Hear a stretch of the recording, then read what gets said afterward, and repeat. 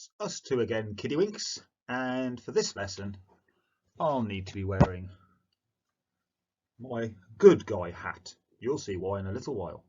Okay, oh yeah, he's back as well. Shield engaged, ready to rock. So, recap quiz. I want you to have a look at these quick questions. Hopefully, you've seen these questions before in different places.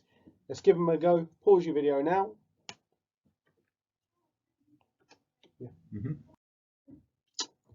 Hopefully you can see the answers here, and obviously, like we always do, if you've got any mistakes there, correct them, and then we'll get moving on. So here's our keywords. You might want to add them to your glossary, and you'll know more about them at the end of the lesson. So, why would it say animal intro? So, in this lesson, there will be a full-blown Hollywood action movie. But first of all, to talk about it, we have some animal experts. Let's see what they have to say. Right, so what exactly is global warming? That's what I want to know. Well, it's exactly what it says it is. It's the warming up of the planet because of the bad man. I'll tell you more about the bad man later. Yes, it means certain gases that are in the atmosphere, the air around us, trap the heat in and don't let as much escape into space, so the whole planet gets warmer. Oh, thank you for that. So, what gases is it? Because if we know what they are, we can stop them, can't we? The first gas is carbon dioxide. It's released from combustion, but you know that from the carbon cycle.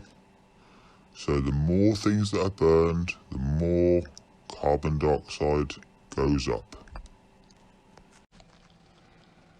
And the second gas is methane.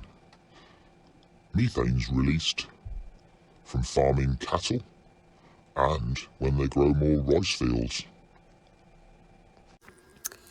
And the third gas is water vapour. Yep, just H2O. Now, this is also released whenever there's combustion. And then the second thing is, water evaporates more when it's warmer. So the warmer the earth gets, the more water there is in the air. Okay, last question, I promise. So, what's the problem with global warming? The problem, my friend,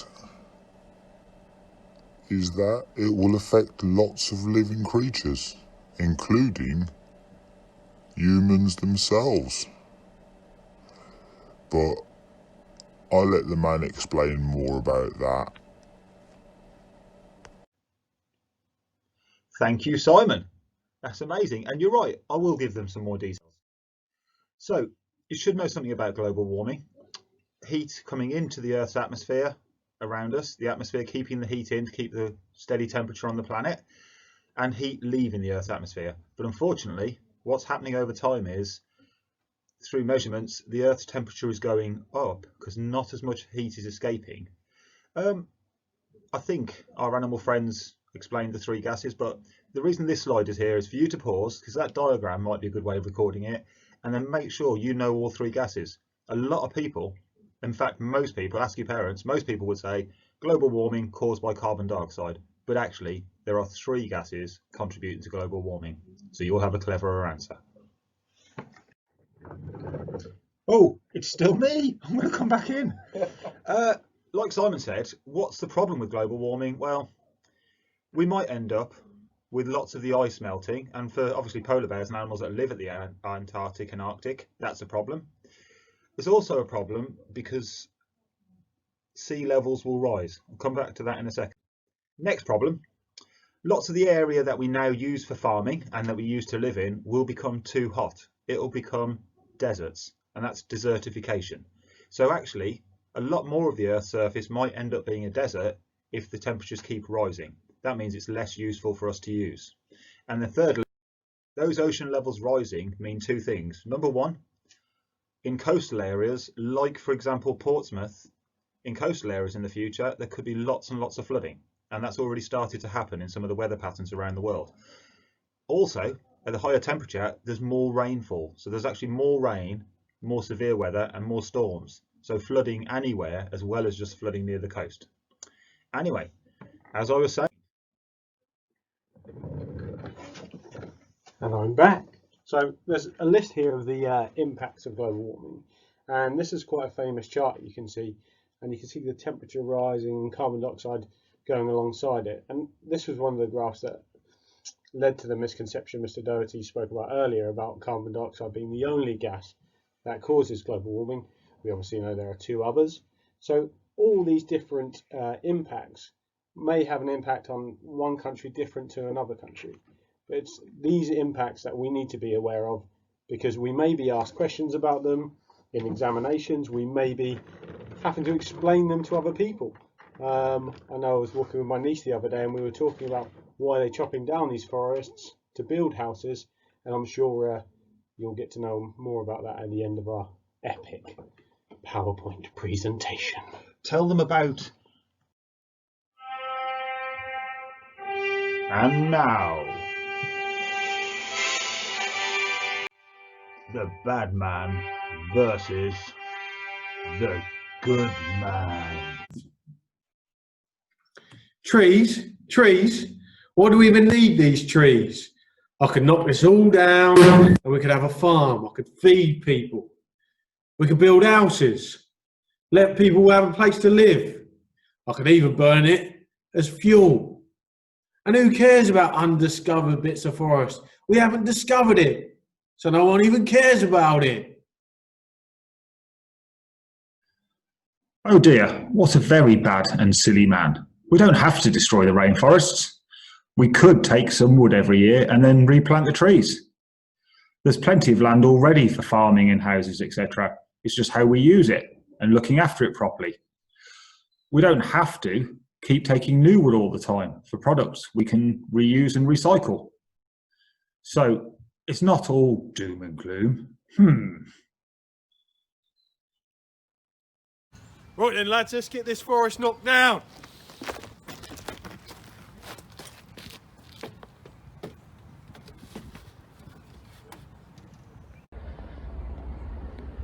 Get out of the way! No, don't knock down our lovely forest. I need to build on it. No, we want to save the environment for the future. Who cares about the environment? I do. Wow, what a lovely piece of broccoli rainforest. It's me! How much better is that? Half of it I'm growing lovely wheat, and half of it I'm growing lovely meat. All enough for people to eat. No, absolutely silly. All of these things here, you call them cows, I know, that's one of the biggest problems with producing more methane. We eat so much beef, but let's take these cows away and not have them. And in fact, let's clean these other animals away. That's better. We've got enough land to use for farmland already. We don't need to destroy more forests. So let's put the forest back together. That's much better. We've got these lovely houses, lovely roads. We've even got a lovely factory to produce loads of lovely power for all these places here.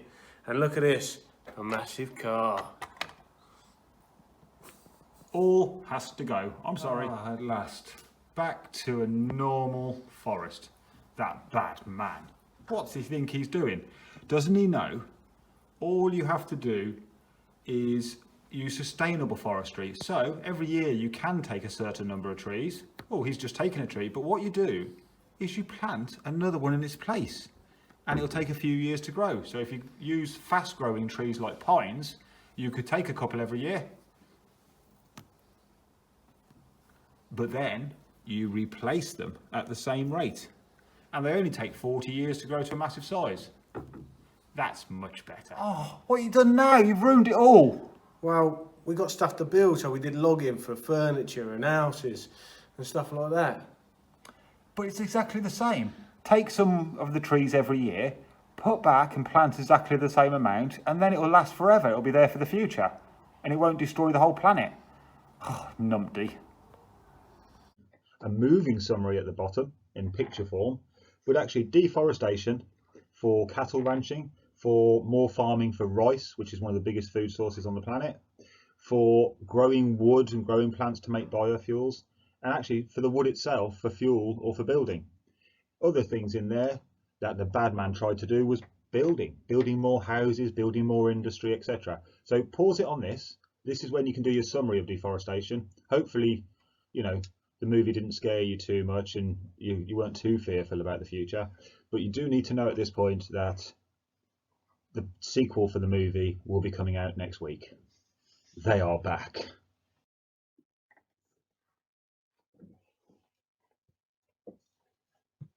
And here we've got some questions as a kind of summary task, based on the movie and based on the stuff you've learnt already. I'm not really a bad man, I just have to play one. I am a good man. And here are some more questions for you to enjoy. And that's the bit what we want you to do. So once you've done those 7 questions, try and get them on one page, which would be great, easier for your teachers. But they're the answers that we want you to submit. So you've done some notes in your book, you've done some summary bit, but we just want to check out how much you got from that and whether you can actually express it in your own words. So try and answer the 7 questions nice and clearly, bit of detail, and then send those into your class. And we'll see you next time in the sequel to The Bad Man versus The Good Man.